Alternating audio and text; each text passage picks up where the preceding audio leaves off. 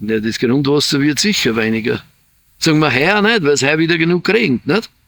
Heuer kommt man nichts sagen. Aber dass der Grundwasserspiegel runtergeht, das steht fest. Und macht Ihnen das Sorgen? Naja, ganz sorgenlos kann man das nicht hinnehmen. Weil, sagen wir, heute haben wir halt das Glück, dass es wieder viel regnet.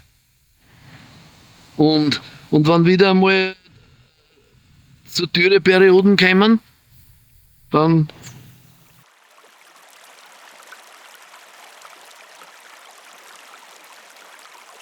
Also durch den Klimawandel wird sich im Niederschlag möglicherweise was ändern.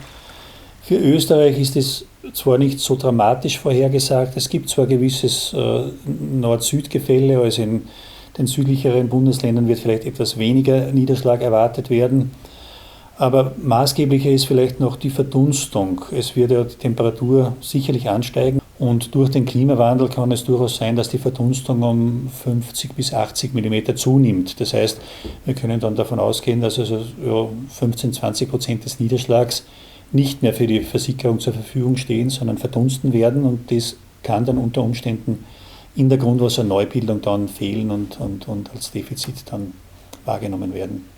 Ja, wir haben zum Beispiel früher, wo ich herkomme, wir haben Landwirtschaft gehabt und wir haben einen Stall voller Tiere gehabt, Rindviecher, und haben immer das Problem gehabt, dass wir kein Wasser hatten.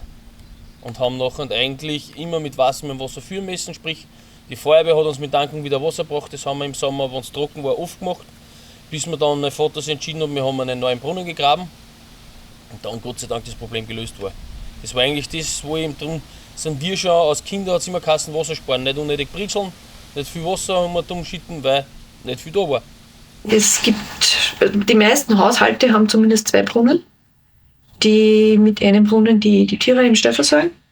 Weil 100 Stück Vieh brauchen natürlich jede Menge Wasser und die ganzen Gerätschaften waschen oder Blumen und so weiter. Das weiß ich schon, dass auch andere Haushalte Wasserknappheit gehabt haben und auch die Feuerwehr braucht haben, die wieder Wasser braucht hat. In ganz dürren Jahren. Wir haben die Ortswasserleitung und einen Brunnen. Und am Brunnen, dann nehmen wir halt zum Gießen und Waschen oder irgend sowas. Und damit ich das Trinkwasser nicht vergeuden tue. Warum vergeuden? Es ist ja eigentlich genug Trinkwasser da. Ja, es ist genug da, aber es waren schon Zeiten, da war nicht genug da. Aber wie knapp war das? Haben die Leute sparen müssen oder haben die mehr drauf geschaut? Oder wie? Es waren schon mal Zeiten, da haben sogar die Feuerwehr mit dem Tankwagen ein Wasser aufgeführt. Naja, gerade in ländlichen Bereichen, wo teilweise Haushalte an Hausbrunnen angeschlossen sind, da gibt es diese Fälle natürlich. Das heißt, der Grundwasserspiegel kann sinken, der Wasserspiegel selbst bietet nicht mehr dann das Schöpfvolumen, das für die Nutzung notwendig ist. Ich persönlich habe auch einen Hausbrunnen, den ich so für die Bewässerung meines Gartens verwende. Und da kann es in verschiedenen Sommern dann durchaus auch der Fall sein, dass die Pumpe dann nach 5 Minuten, 10 Minuten dann trocken läuft. Das heißt, dann muss man wieder ein bisschen warten, bis sich der Grundwasserspiegel wieder aufstaut. Es soll uns quasi nur verdeutlichen, dass Wasser, aber auch speziell Grundwasser keine unerschöpfliche Ressource ist, sondern durchaus auch limitiert und wir auch dort den Umgang damit verantwortungsvoll durchführen sollen. Ich schaue in den Brunnen rein und weiß, wie viel Wasserstand ich habe. Und ja, es war voriges Jahr zum Beispiel, wenn wir die Trockenheit gehabt haben, war es extrem. Da war ja von 1,20 Meter, 1,30 Meter Wasserstand. Da hat man eben, wie gesagt, das, was wir geredet haben, das tiefer, mein Brunnen mit Hand tiefer gegraben worden ist einmal, das hat man schon gesehen. Und da haben wir gedacht, aber das halt, da muss man wirklich sagen, ich habe noch nie lag gemacht. Und ich tue jetzt nicht, freilich geht man sparsam um mit dem Wasser, aber jetzt nicht extrem, da ich sage, ich nutze das nicht und das nicht und das nicht. Weil dann weiß ich ja nie, was mir ein Brunnen bringt. Nicht? Ich will ja schon wissen, wie viel Wasser und ich weiß, das hält eigentlich also unseren normalen Hausverbrauch. Hält natürlich mit Gießen, ich tue nicht Rosengießen, wie manche, weil das darf man auch nicht unterschätzen. Mit dem Rasengießen geht extrem viel weg. Ich gieße wohl meine Hochbeete, aber sonst, was der Rosen wächst, wächst er fertig. Für mich Ich bin jemand, der immer an Effizienz denkt, ist es immer so ein Punkt, Wasser nicht zu vergeuden. Also speziell beim Trinkwasser geht es mir darum, das nicht unnötig zu verbrauchen. Und das hat mich eigentlich schon immer beschäftigt. Deshalb ist bei mir zu Hause auch die Regenwassernutzung zum Beispiel ein logisches Ding. Für den Garten wird das Regenwasser aufgefangen, damit wir eben in diesem Bereich das Trinkwasser nicht verbrauchen müssen. Ich glaube, dass uns das sehr oft gar nicht so bewusst ist, wie viel Wasser sich unter unseren Füßen auch abspielt, wie das auch unsere Landnutzung beeinflusst oder wie stark unsere Landnutzung auch den Wasserspiegel beeinflusst. Ja, also es ist die Frage, die du stellst, ist sehr wichtig. Ich denke, dass sie nicht so sehr im breiten Bewusstsein ist, auch nicht in meinem eigenen, muss ich zugeben. Ja, Grundwasser generell per Definition ist ja Grundwasser das Wasser, das im Untergrund aufzufinden ist, und zwar das Wasser, das den Porenhohlraum durchgehend ausfüllt. Wir haben auch Wasser im Boden beispielsweise, aber das ist nicht zu 100% in den Bodenporen und Hohlräumen, aber im Grundwasserkörper, im sogenannten Aquifer oder in der grundwasserleitenden Schicht, da ist eben das Wasser gänzlich in den Poren vorhanden und füllt diese Poren aus. Und dementsprechend ist das Vorkommen auch unterschiedlich, weil das sehr stark von der hydrogeologischen Genese des Raums abhängt. Wir haben hier im Wiener Raum natürlich große Tal- und Beckenlagen, die eigentlich ursprünglich von der Donau geschaffen worden sind, also durch Flusssedimente aufgelandet sind oder aufgeschottet worden sind, und diese Sedimenthohlräume bilden jetzt quasi die Speicherräume für das Grundwasser. Das ist im Machfeld der Fall, das ist im südlichen Wiener Becken der Fall, im Tullner Feld. Also das sind große Regionen, die eine riesige Menge an Grundwasser speichern. Aber dann gibt es auch in den hügeligeren Gebieten auch durchaus Ansammlungen von Grundwasser, in den Talsenken beispielsweise oder im Nahbereich von Bächen und Flüssen, wo eben auch ein gewisser Stauhorizont mit Wasser gefüllt ist. Aber diese Reservoirs oder diese Speicherräume sind von der Menge her eher limitiert und nicht so ergiebig wie diese großen Beckenreservoirs, wie wir sie in den großen Tal- und Beckenlagen in Österreich haben. In Niederösterreich eben in den Flachlandregionen, in den Talbereichen, Tullner Feld, Wiener Becken, Machfeld, da gibt es schon ergiebige Grundwasservorkommnisse. In den alpineren Bereichen oder in den nördlicheren Bereichen, Weinviertel, Waldviertel, da gibt es sie, aber nicht so in dem ertragreichen Ausmaß wie eben in den Senken der großen flachen Beckenregionen. Die wichtigste Frage ist, wie stabil ist meine Ressource? Also wenn ich eine Quelle habe, die sehr sicher ist, wenn ich einen Brunnen habe, der sehr sicher ist, dann sind viele Probleme einfach nicht vorhanden und man kann das relativ, sage ich mal, simpel betreiben. Ja. Auf der anderen Seite gibt es natürlich Ressourcen, die so ein bisschen dazwischen liegen und dann sehr nahe landwirtschaftliche Flächen sind, wo vielleicht nicht nur mineralischer Dünger, sondern auch Dung ausgebracht wird, oder wo halt die Gefahrenquelle einer Kontamination gegeben ist, dann wird das immer zu einer stärkeren Herausforderung. Der Vorteil, der eine kommunale Wasserversorgung hat, ist, dass ich alle Kosten, die ich habe, teile ich auf ganz viele Leute auf. Und wenn ich Einzelwasserversorgung habe, jede Aktion, jede Maßnahme, die ich trifft, muss ich quasi selber schultern. Und wenn ich Desinfektion brauche, wenn ich eine Aufbereitungsmaßnahme brauche, wird das auch sehr schnell ganz und gar nicht mehr wirtschaftlich. Ja. Und das sind wesentliche Herausforderungen.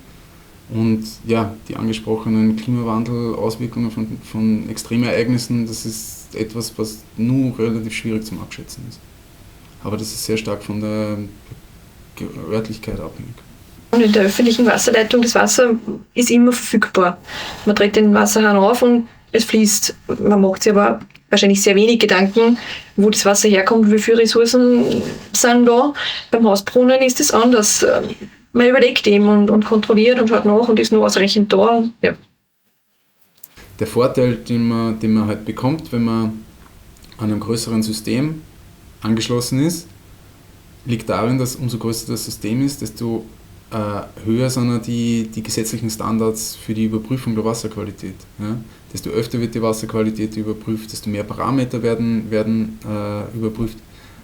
Auch desto professioneller ist das Management von dem ganzen System. Und eine Wasserleitung ist eigentlich eine Lebensmittelproduktionsstätte. Also, weiß nicht, wenn man sich anschaut, was in einer Molkerei wie sie Menschen anziehen müssen in einer Molkerei oder in einem anderen Lebensmittelproduktionsbetrieb, eine Wasserleitung, das ist ein Lebensmittel und alles, das muss man meiner Meinung nach professionell erbauen und in Betrieb halten. Also direkt in der Stadt sind ja an und für sich alle Liegenschaften angeschlossen. Wir haben Katastralgemeinden, bei denen das noch nicht der Fall ist. Das war lange Zeit immer eine Diskussion, weil die Häuser, die schon Brunnen hatten, wollten die Investition für die Trinkwasserversorgung quasi nicht angehen. Und dann war das in manchen Katastralgemeinden immer so ein Zankapfel.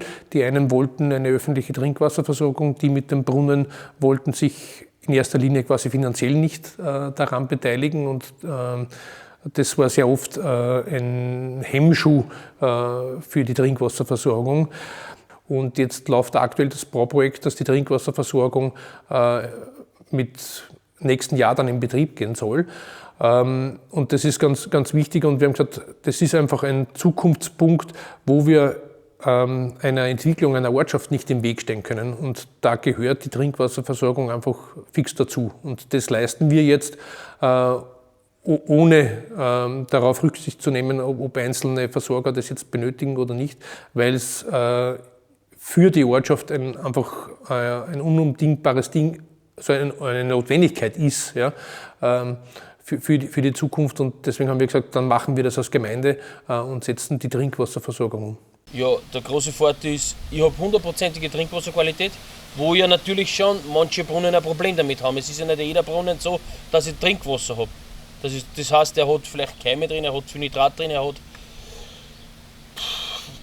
weiß ich nicht, Mangan so viel, dass er es nicht mehr nehmen kann.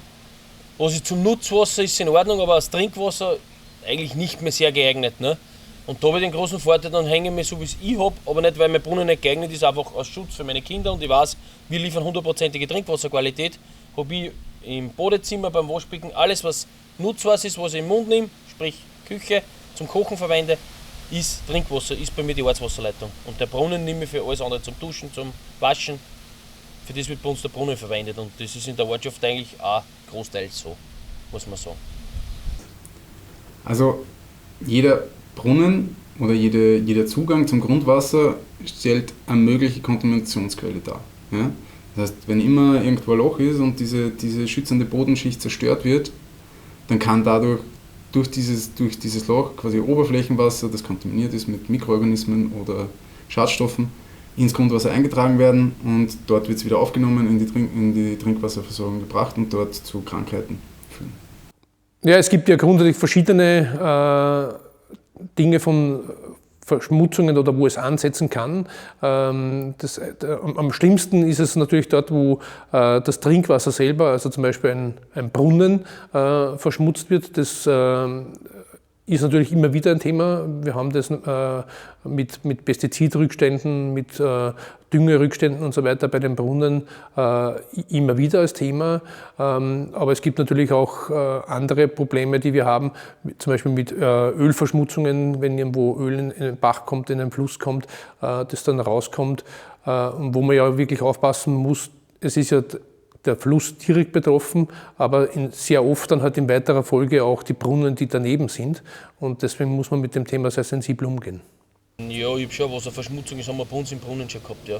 Da hat ein Bauer Gülle geführt und dann hat es geregnet und das hat es uns dann eingeschwappt. Und durch das, dass uns das eingeschwappt hat, also durch das Oberflächen ist dann im Bach und dann ist er Teich verschmutzt worden und dann in Wirklichkeit bei uns war fast nichts im Brunnen. Wir haben den dann nämlich gereinigt und haben den zigmal untersucht, ich glaube 15 Mal. Jeden zweiten, dritten Tag sind die gekommen und haben das dann untersucht und das war eigentlich das Einzige, wo ich sagen muss, wo wir Verunreinigung zu einem gewissen Grad gehabt haben. Was ich auch erlebt habe, ist ein Hochwasser in der Stoßmühle unten beim Brunnen und der wird dann gesperrt, sprich, wenn das Wasser zu hoch wird der Brunnen gesperrt, also dann über die Sohle, ja, habt ihr gesehen, der ist ja aufgeschüttet und da drüber, wenn das Wasser kommt, dann haben wir so draht, weil dann ist die Gefahr da, dass man, oder ist ja passiert da, dass ja das Rohwasser, also das Wasser vom Fluss, reindrückt den Brunnen. Und dann ist der Brunnen gesperrt, dann gehört der genauso auspumpt, gereinigt und auch wieder ein paar Mal untersucht, bis er wieder Trinkwasserqualität liefert. Ne? Die Landwirtschaft bringt ja grundsätzlich mehrere Stoffe aus, ja, um die Landwirtschaft zu verbessern. Das eine sind Düngemittel, damit die Pflanzen schneller wachsen und sie bessere Erträge haben. Da ist ein ganz großes Thema in Österreich Nitrat. Und auf der anderen Seite bringt die Landwirtschaft aber auch Stoffe aus, die die Pflanzen schützen vor Schädlingen, also Pflanzenschutzmittel, Pestizide. Und auch diese Pestizide können schon in sehr, sehr geringen Konzentrationen, kann nicht ausgeschlossen werden, dass sie schädliche Wirkungen haben. Und aufgrund dessen ist es sehr wichtig, gute Bewirtschaftung der landwirtschaftlichen Flächen durchzuführen. Ja. Und da gibt es Maßnahmenprogramme, die versuchen, das zu verbessern. Ja. Aber grundsätzlich ist natürlich, man kann an den Wasserqualitätswerten ablesen, ob eine Landwirtschaft in der Nähe ist oder nicht. Ja. Mittlerweile wissen wir relativ genau, dass zum Beispiel im Biolandbau die Speicherfähigkeit der Böden in der Regel wesentlich besser ist, beziehungsweise bei den Umstellungen kann man dann sehen, dass sich die meistens sozusagen erhöht. Und damit hängt es natürlich ganz klar zusammen, weil umso besser der Boden das Wasser speichern kann, umso besser kann es natürlich auch in das Grundwasser reingehen, beziehungsweise halt auch länger zur Verfügung stehen und braucht nicht aus anderen Quellen kommen.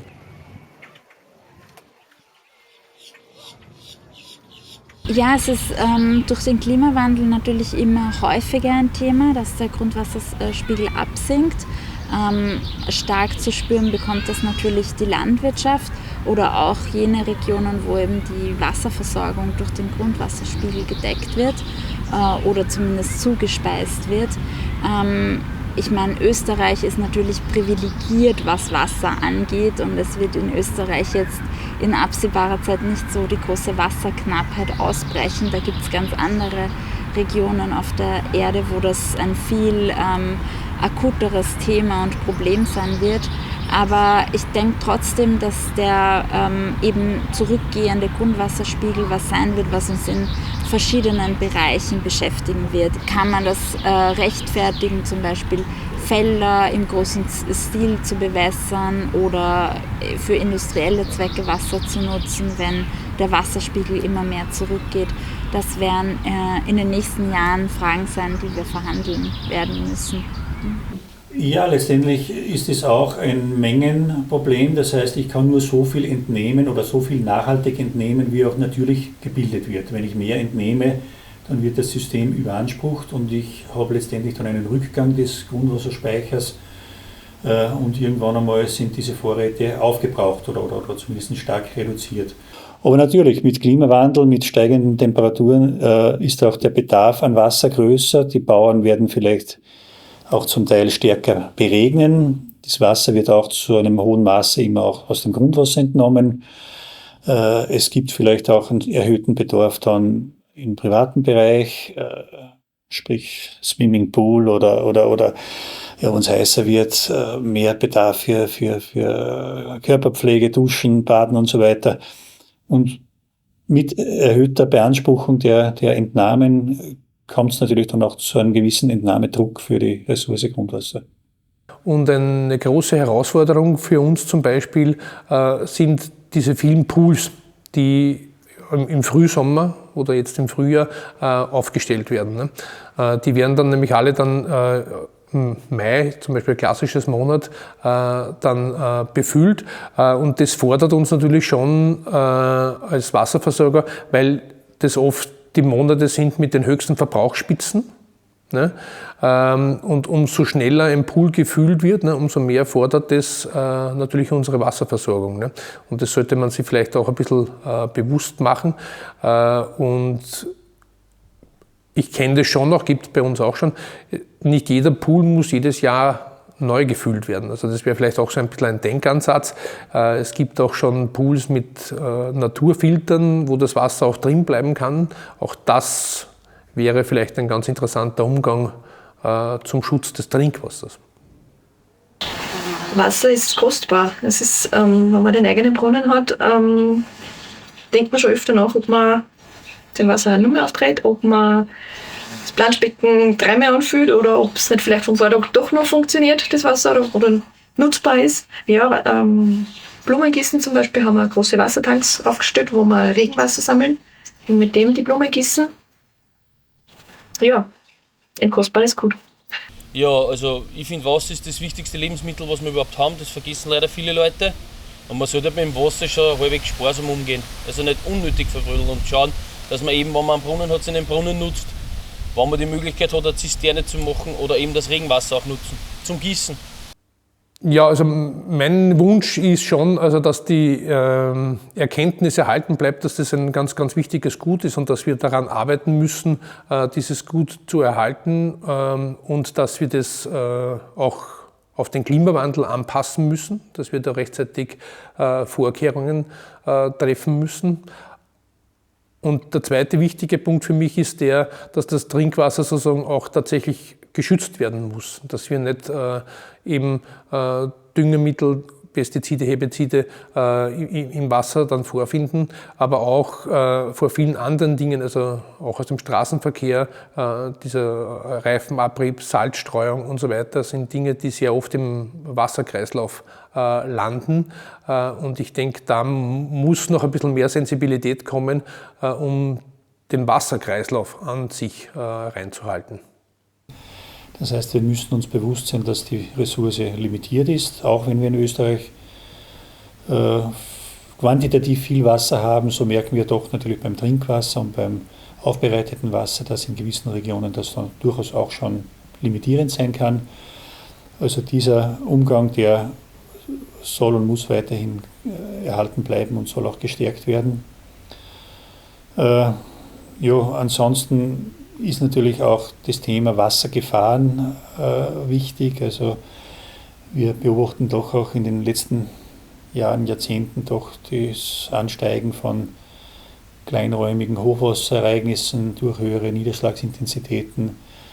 Auch hier muss das Bewusstsein in der Bevölkerung noch gesteigert werden, dass man sich davor schützen kann. Es gibt Möglichkeiten, sowohl im eigenverantwortlichen Bereich, aber auch dann natürlich dann im Bereich der Kommunen, der Ortschaften. Und alle Produkte, die wir verwenden, ist Wasser drinnen mit so einem kleinen Rucksack.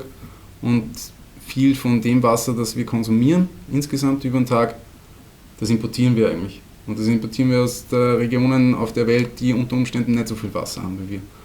Und das ist vielleicht auf einer globalen, solidarischen Ebene gedacht, unter Umständen etwas, an dem man sicher arbeiten kann. Ja.